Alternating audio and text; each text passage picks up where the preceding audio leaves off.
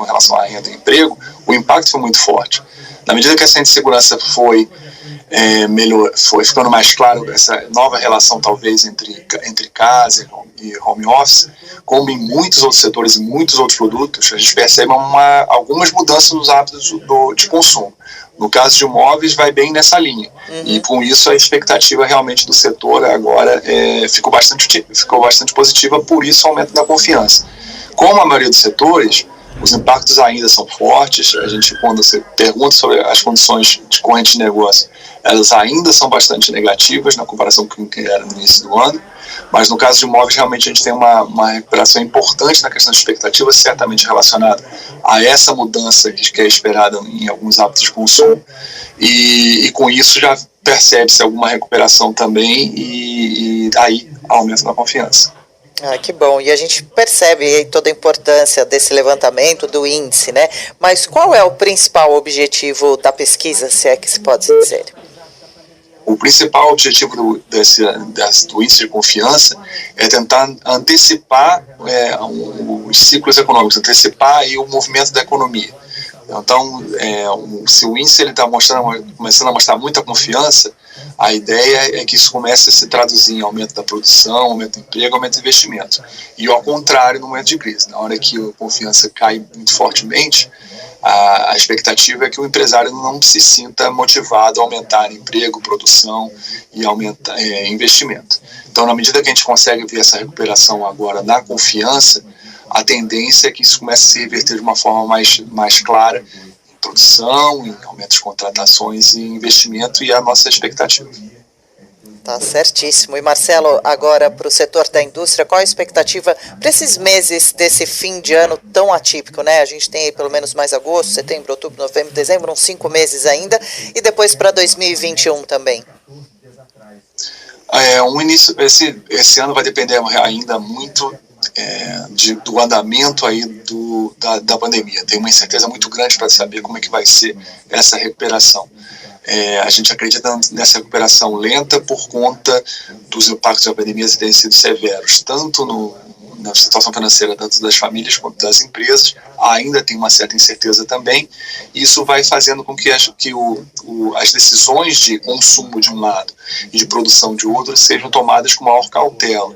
Por conta disso, a gente acredita uma volta da demanda gradual e, consequentemente, uma volta da produção também gradual. É o que a gente começou a ver já em maio e junho, que a gente acredita que vai continuar sendo até o final do ano. Uma recuperação gradual não só da indústria, como da atividade econômica como um todo. Alexandre Baldi, o secretário dos Transportes Metropolitanos de São Paulo, explicou em entrevista ao Jornal da Manhã os motivos de, apesar da suspensão da greve do metrô, as estações terem enfrentado problemas com atrasos e aglomerações de usuários. A decisão pela suspensão, que aconteceu somente nesta madrugada, acabou causando transtornos, já que as estações não conseguiram abrir às 4h40.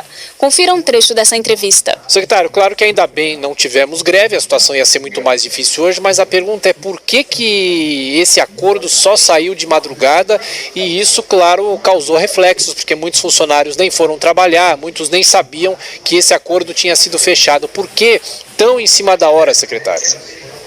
Tiago, foi uma nítida inflexão, uma inflexibilidade por parte do sindicato. Por mais de 6 vezes, propostas foram apresentadas para que pudéssemos chegar a um acordo entre o metrô e o sindicato dos trabalhadores, dos metroviários.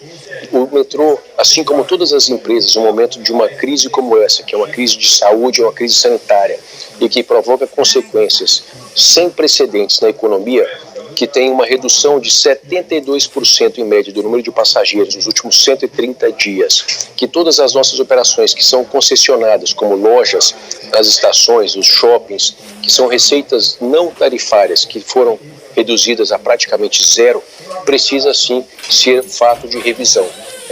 Benefícios que estavam sendo discutidos, que era motivo desses acordos de propostas que entre as partes seriam e foram colocadas na mesa para que nós pudéssemos então reavaliar benefícios, aqueles que estavam acima da média do mercado entre empresas públicas e privadas. Portanto, como toda e qualquer empresa, como toda e qualquer tratativa, ela é sempre dura, sempre complexa, mas jamais imaginaríamos que uma decisão descabida, irresponsável e completamente de oportunismo político de um movimento grevista pudesse ser decidida em meio a uma pandemia do novo coronavírus. Uma pandemia onde nós já temos mais de 21 mil mortos aqui no estado de São Paulo, onde nós queremos salvar vidas, proteger as pessoas no sistema de transporte público e paralisar o metrô, que é o maior sistema de transporte das pessoas que moram na cidade de São Paulo, é algo impensável, sobretudo em um momento de pandemia, que é o qual eu menciono. Secretário, bom dia. Quem fala aqui é a Kalina.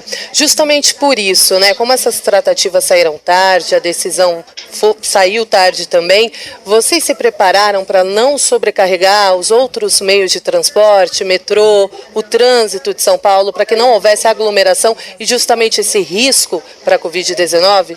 Quais foram as alternativas para não prejudicar mais ainda a população? Kalina, um bom dia. Primeiramente, nós celebramos esse acordo abrindo mão das nossas posições. Tudo pelo cidadão, pela cidadã que trabalha, que precisa do metrô para ir trabalhar, que não tem opção. Sobretudo no momento em pandemia, momento que a gente fala em evitar aglomeração, no momento que a gente fala em combater o coronavírus. Dessa forma, o governo do estado, quando percebeu que era uma decisão colocada, que haveria sim a paralisação, esse risco nós não poderíamos correr. Dessa forma, fizemos a proposta, certo, aonde foi ali essa tratativa, chegando a um acordo, ao qual o sindicato decidiu realizar uma assembleia virtual, onde eram mais de meia-noite. Essa votação acabou por mais de 1h da manhã, e onde eles, os sindicatos, foram comprometendo a colocar todos os trabalhadores nas suas funções para que nós tivéssemos um dia normal de operação do metrô. Essa era a parcela de responsabilidade do sindicato.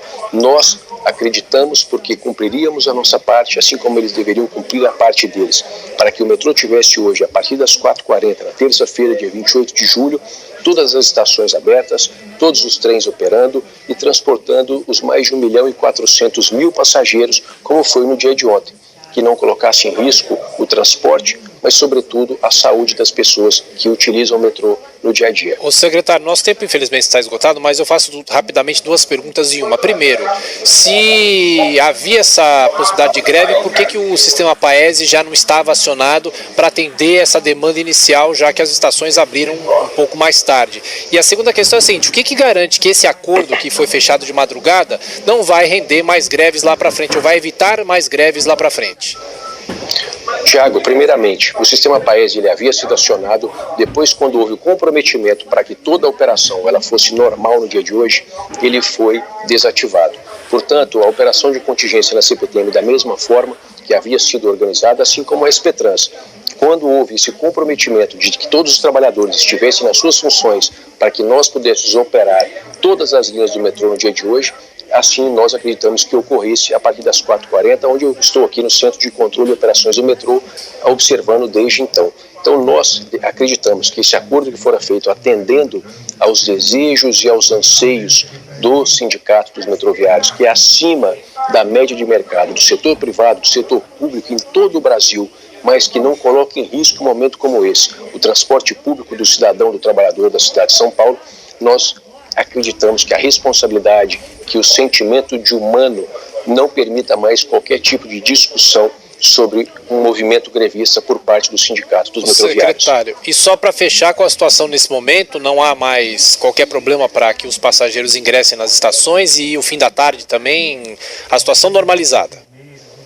Bem, as estações estão operando em todas as linhas com toda a normalidade. Agora é importante registrar que não temos ainda todos os trens operando, o que permite que o intervalo entre os trens seja menor. Nós acreditamos que nos próximos minutos nós tenhamos os operadores de trens já posicionados, já atuando, e que todas as linhas tenham intervalo entre os trens com a normalidade, seja no horário de pico, seja no horário de vale, e que à tarde teremos sim, assim como todos os próximos dias, a operação das linhas 1 azul, 2 verde, 3 vermelha, 4 amarelas, 5 lilás e a 15 prata, operando normalmente para os trabalhadores, para os cidadãos da cidade de São Paulo. O Brasil perdeu 1.198.363 postos de trabalho com carteira assinada no primeiro semestre do ano, no pior resultado para o período desde o início da série histórica do Ministério da Economia em 2010. Sobre esse assunto conversou com a Jovem Pan o economista da FGV, Rodolfo Dobler. Bom, Rodolfo, chamou atenção aí o balanço do mês de junho referente aos dados do CAGED, porque se trabalhava, o mercado financeiro previa uma sequência aí muito parecida com o do mês anterior,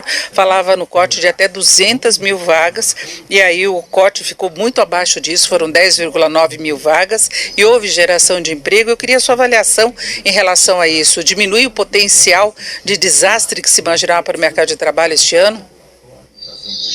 Acho que realmente foi uma surpresa positiva esse número do CAGED em relação ao que era esperado para esse número de junho.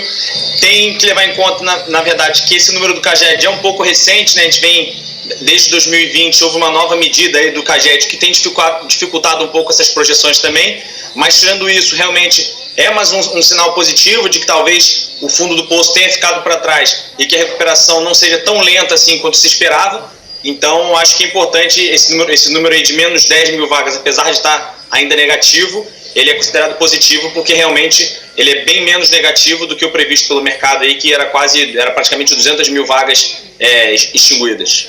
Exatamente. Em abril tinham sido 900 mil vagas cortadas, em maio 350 mil, e aí se imaginava que junho seguisse mais ou menos próximo, embora já se contasse com uma desaceleração. Agora, a que você atribui essa resistência aí do mercado? Foi o programa anunciado pelo governo, aquele de redução da jornada, redução de salário, flexibilização das condições de trabalho, na verdade, que permitiu um fôlego adicional para os empresários? A gente tem alguns pontos aí que realmente contribuem para que esse número seja cada vez menos pior do que a gente tinha planejado aí no início da pandemia. Acho que esse é um ponto interessante. Realmente aqui a gente está considerando, no dados do CAGED, entram só empregos formais, então acaba que essas empresas são um pouco mais formalizadas, elas têm um poder, têm um fôlego maior do que as empresas que não são formalizadas, que os trabalhadores informais. Então realmente isso já é um ponto interessante para poder levar em conta. Os programas do governo têm tido algum sucesso, sim, tem mostrado que tem conseguido amenizar esse período tão negativo que a gente está vivendo por causa da pandemia. Então isso tudo contribui para que realmente tenha uma recuperação um pouquinho melhor do que a gente tinha planejado no início. Acho que a grande questão vai ficar realmente para quando esses programas acabarem, porque hoje as empresas conseguem entrar no programa e depois tem um período de carências que elas têm que manter esses empregados, mas aí a gente tem que ver se a atividade vai ter retomado realmente para elas conseguirem ter esse fôlego de manter esses funcionários e após acabar essa carência não ser necessário realmente fazer novas demissões. E os programas foram até renovados, então isso dá um fôlego adicional, porque foram renovados ainda com essa estabilidade. Agora, nós temos o pior dado relacionado ao setor de serviços, e é o setor que ficou mais tempo parado. Nós ainda temos uma flexibilização parcial, isso acontece também com o comércio. Será que se pode imaginar uma retomada ou muitas empresas ficam no caminho?